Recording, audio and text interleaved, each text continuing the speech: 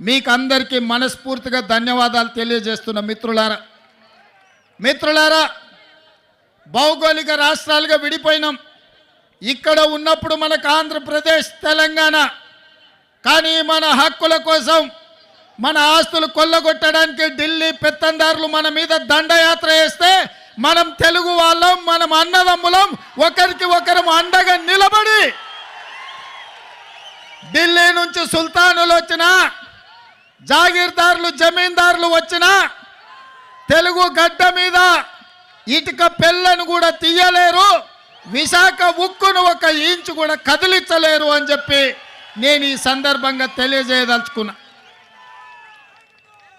ఆనాడు కురుక్షేత్రం జరిగేటప్పుడు కౌరవులు పాండవులు వేరు, వాళ్ళ మధ్యలో సమస్యలు వచ్చినప్పుడు పోరాటం వేరు, కానీ వాళ్ళ మీదికి ఎవరైనా దండెత్తుతే వాళ్ళు 105 అయి అందరూ కలిసికట్టుగా నిలబడి వాళ్ళ ప్రాంత ప్రజల్ని వాళ్ళ హక్కులను కాపాడుకోవడానికి కొట్లాడేవాళ్ళు.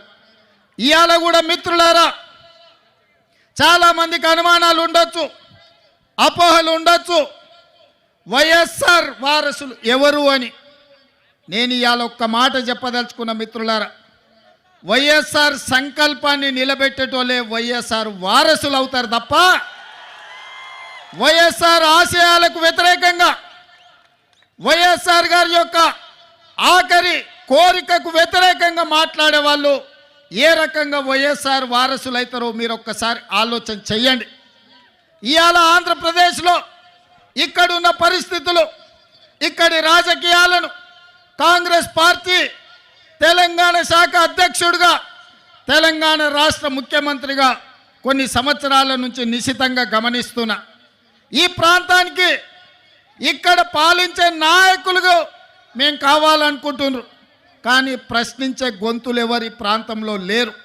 ఎందుకంటే ప్రశ్నించే గొంతులు ఉన్నప్పుడే పాలకులు మన మాట వింటారు.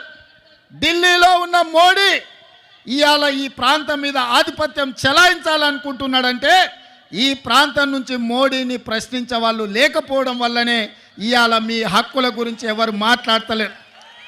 10 ఏళ్ళైనా మీ పోలవరం పూర్తి కాలే, 10 ఏళ్ళైనా ఆంధ్రప్రదేశ్కు రాజధాని ఎక్కడంటే ఎక్కడుందో చెప్పలేని పరిస్థితి ఇవాళ ఆంధ్రప్రదేశ్కు దాపురించింది. ఇవాళ ఈ ప్రాంతంలో ఈ ఆంధ్రప్రదేశ్ యొక్క ఆత్మ గౌరవాన్ని ఢిల్లీలో తాకట్టు పెట్టిండ్రు.